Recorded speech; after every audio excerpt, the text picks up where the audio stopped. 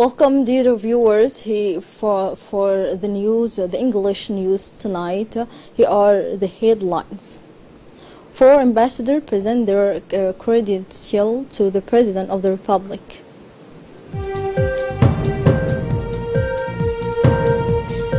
More than 2 million Muslims begin Hajj today.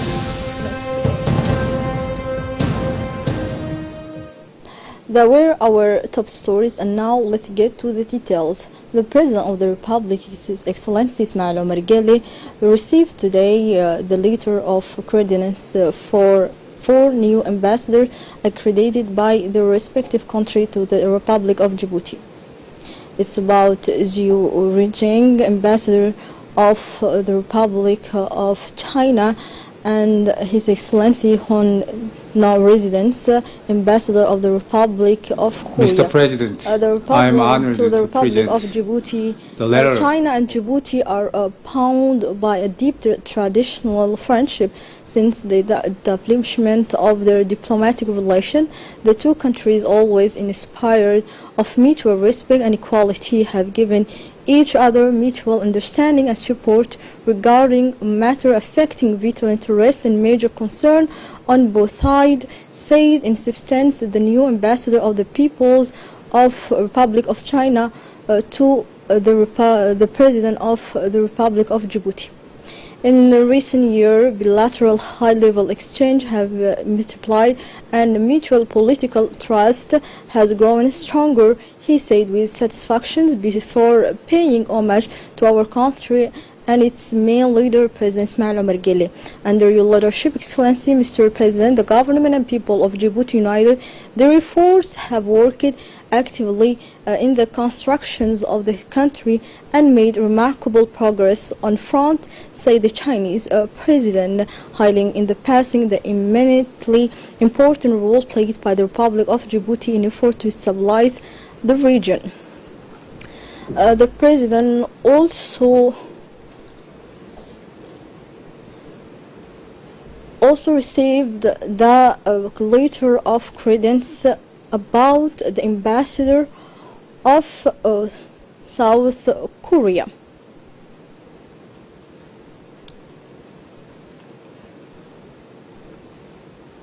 Chinois à l'égard du gouvernement et du peuple djiboutien. Depuis son indépendance, Djibouti a œuvré satisfactions about the role that Djibouti played in the region and for the whole and international to stabilize the country in the near region and the neighborhood.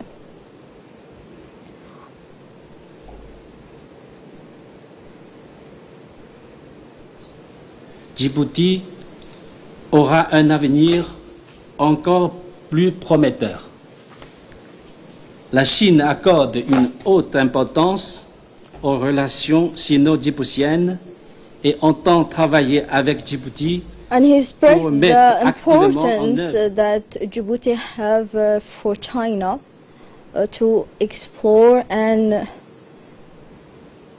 to exchange in economic level, but also in development for both leaders and people of Djibouti and China's people.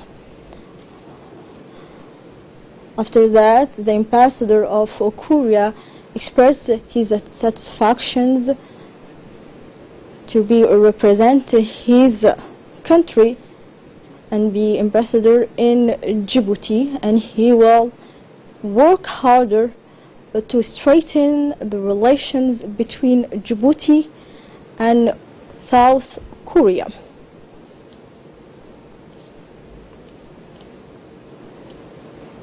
Mutuelle entre les deux peuples. J'ai la profonde conviction que, dans l'accomplissement de cette noble mission, je pourrai compter sur le soutien agissant et le concours bienveillant de votre Excellence et de votre gouvernement. Je souhaite prospérité à la République de Djibouti et bonheur à son peuple. que l'amitié sino-djiboutienne soit éternelle et que le partenariat stratégique sino-djiboutien se développe toujours davantage. Et je forme des vœux de santé pour votre Excellence, Monsieur le Président de la République. Eid Mubarak, je vous remercie.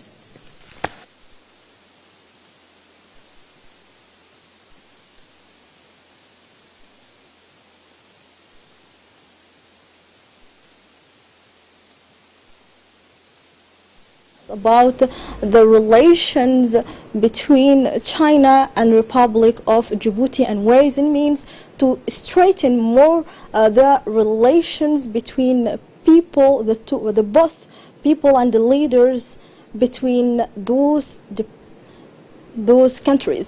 The President, after that, His Excellency Mr. Ismail Omar Guelleh, received the letter of two new ambassadors accredited by their respective country. The first is the ambassador of the Federal of Republic of Germany, the Georgia.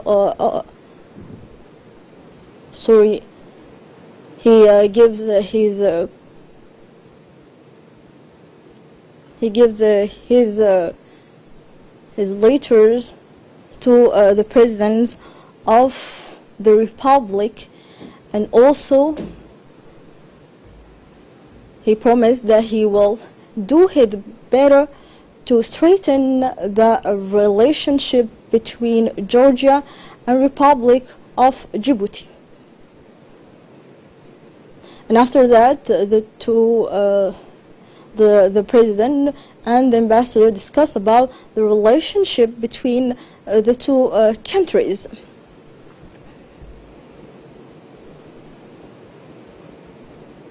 And after that, the ambassador of the Federal Republic of Germany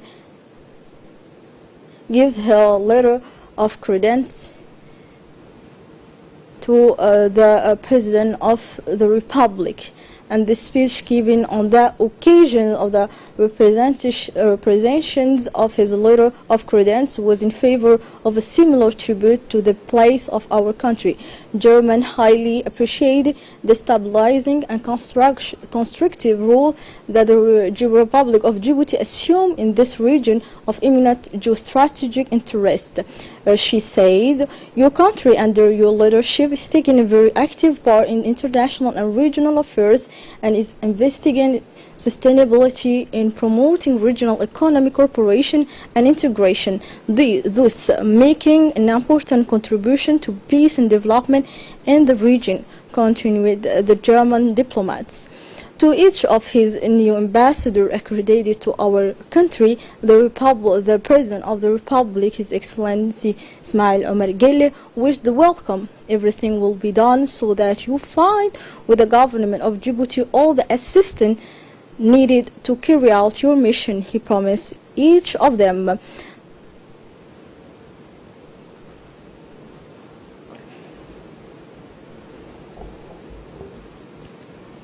Votre direction prend une part très active aux affaires internationales et régionales et s'investit substantiellement dans la promotion de la coopération et de l'intégration économique régionale, apportant ainsi une contribution importante à la paix et au développement dans la région. Je souhaite également profiter de cette occasion pour vous féliciter pour l'engagement et l'assistance inlassable du gouvernement et du peuple djiboutien face aux réfugiés et aux migrants qui passent le pays ou qui y sont hébergés, parfois depuis longtemps. Le Djibouti y fait preuve d'une humanité impressionnante. Excellence, permettez-moi de vous dire combien j'ai apprécié l'accueil chaleureux dont j'ai joui depuis mon arrivée. Je peux vous assurer que je serai présente, autant que vous le souhaiterez, pour accompagner le développement du Djibouti et de toutes les facettes de nos relations bilatérales. Je vous remercie, Monsieur le Président. The two sides discussed about the relation between Germany and Djibouti and the important role that Djibouti plays in the region to stabilize many countries around it.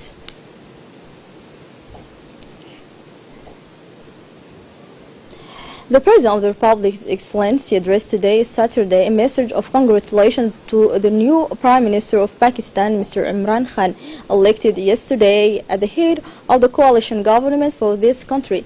In his message, the President expressed wishes for successes to the new Pakistani Prime Minister.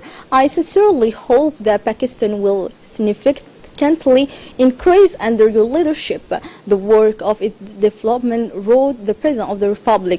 There is no doubt that the concept of the results that you are used to imposing on your goals will be available contributions to Pakistani's progress towards greater progress, well-being and prosperity, he said. Mr. Imran Khan had long served as a figurehead of the Pakistani sports scene before igniting his current career in politics. But also the President of the Republic, Mr. Ismail Omar Guelleh, paid tribute on Saturday to the memory of the late Kofi Annan, the former Secretary General of the United Nations, who died yesterday. In his posthumous tribute, the President described the late former chief of the United Nations system as a newly enlightened leader who has spent the rest of his life fighting injustice and abuse. Seasoned diplomat, he is responsible for countless peace and conflict resolutions initiated around the world, writes the President Guelleh, remembering a man with a big heart and modesty and unparalleled simplicity.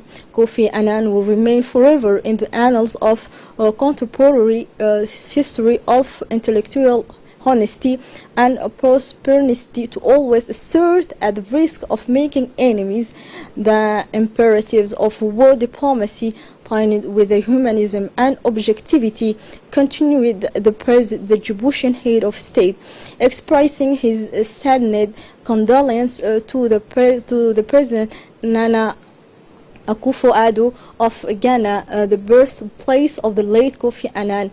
I beg you, sure, to extend my saddened condolence to his family, to your entire people, to his friends, and to the many colleagues he had in his long life and distinguished career, say the President of the Republic. The message of condolence addressed to his Ghanaian counterpart. In addition to a successful career in international diplomacy, Kofi Annan was also awarded the Nobel Peace Prize in 2001. He died Saturday at the age of 18 in Swiss hospitals. More than 2 million Muslims begin Hajj in Saudi Arabia. More detail with Hidayah Muhammad. More than 2 million worshippers began Sunday in a heat of devastation the great pilgrimage to Mecca, the first holy place of Islam in Saudi Arabia, one of the largest annual religious gatherings in the world. This religious event represents a logistical challenge for the authorities, who have, however, declared themselves ready to ensure its smooth running until Friday. The Hajj is one of the 5 pillars of Islam, which every Muslim is supposed to perform at least once in his life if he has the means. It is the dream of every Muslim to come here. It is the ultimate journey, told Suleiman bin Mahri, a 53-year-old trader from France. We are moved, he added. Pilgrims come to Mecca in the west of the kingdom from all corners of the planet, but the largest contingents are from Egypt, India, Pakistan, Bangladesh and Sudan, according to the authorities. The high-level ministerial delegation visited Saturday Djiboutian pilgrims to the Holy Land and the place of residence of pilgrims to Mecca. The delegation is composed of the Minister for Foreign Affairs and International Cooperation, Mr. Mahmoud Ali Yusuf, Minister of Labor in charge of Administration Reform, Mr. Hassan Idris Samriye, but also Secretary of State of Youth and Sport, Mr. Hassan Kamil Mohammed, as well as Minister of Commerce Mohammed Abdul Qadir Musa. The delegation was warmly welcomed by Hajj's head of mission, Mr. Al-Minur Jama, the Djibouti consul in Jeddah, Mr. Ali Miyad, his deputy, Mr. Ahmed Ali, the consular of the Djibouti embassy in Saudi Arabia, Al-Mahassin Abdullahi, and a large number of Djiboutian pilgrims. The ministerial delegation inspected the services provided by the pilgrims during their stay in the Holy Land. In his speech, the Minister of Foreign Affairs and International Cooperation, Mr. Mahmoud Ali Yusuf, stressed the importance of a pillar of pilgrimage in Islam and urged pilgrims to properly fulfill the fifth pillar of the Islam. The minister conveyed the greetings of the President of the Republic, His Excellency Mr. Ismail Omar Guelleh, to the pilgrims of Djibouti. The pilgrims of Djibouti and of the House of Allah for Saturday night will leave to Mina. The pilgrims go to pray Salat, the Dhuhr prayer, Asr and Maghrib, also Isha and the Fajr of this day, when the pilgrims pray the dawn of the 9th day of Dua al-Hijj until the sunrise. They turn to Arafat.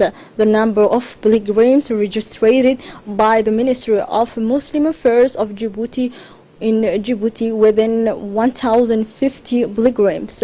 This was overseen by the transport of pilgrims Mina and Arafat by the head of the Arafat missions, Mr. Ali Al-Minur Jama.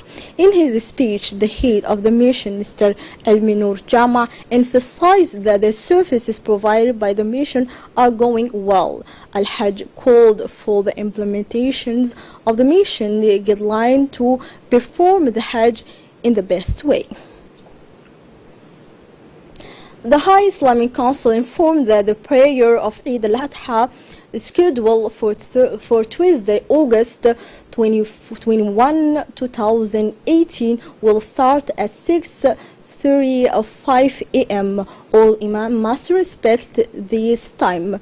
And now let's move to the international news. Putin calls to the EU to participate in the reconstructions in Syria. For more details, let's follow this report. Currently, in Germany, for an official visit with German Chancellor Angela Merkel, Vladimir Putin has asked the Europeans for a financial contribution to rebuild Syria and allow a return of millions of refugees. It was the first time that the Chancellor has received the Russian president in Germany since the invasion of Crimea by Moscow, a sign of rapprochement between the two leaders. Angela Merkel and Vladimir Putin displayed a polite distance, no complicity displayed between the two leaders, who have been meeting for 30 years on the diplomatic scene that the Ukrainian crisis has divided, but their desire to get closer is palpable. For the Russian leader, Syrian refugees represent enormous weight for Europe. He calls for doing everything so that these people go home. Nigeria, hit by cholera, caused the deaths of 186 people in Abuja. A cholera epidemic killed 186 people out of 16,000 patients in Nigeria, according to the National Center for Disease Control. This epidemic is near endemic in Nigeria due to the poor quality of water supply system, especially in densely populated area. According to the United Nations, 110 million Nigerians do not have access to sanitary facility, and more than 70 million are deprived of drinking water. Experts from the federal capital and Abuja Primary Health Center traveled for Mbappe to raise awareness among the residents of the community resident at high risks of infection, learn to identify the symptom of cholera and report quickly to the hospital for treatment. The authorities have intensified health education in communities in Nigeria capital to raise awareness among residents about the prevention and management of the disease. Note that a cholera infection causes severe diarrhea and dehydration. It is spread by contamination. We finish this news in India that the flood report of Kerala is getting heavier. The flood record for Kerala has further increased. At least 357 people are dead in the state of southern India, but thousands more are still missing. 20 helicopters are circling in the sky to deliver humanitarian aid. Thousands of army and navy men are also deployed on the ground. Prime Minister Narendra Modi flew over the stricken state and announced immediate aid of €65 million. The total cost of these disasters would be at least €2.5 billion according to the first estimates. Some 350,000 people were forced to flee to one of the 3,000 emergency camps. Many roads and dozens of bridges are damaged. These are the most severe flood that Kerala has seen in a century. Here we finish, ladies and gentlemen, the English news tonight. Thank you to watching us. Goodbye.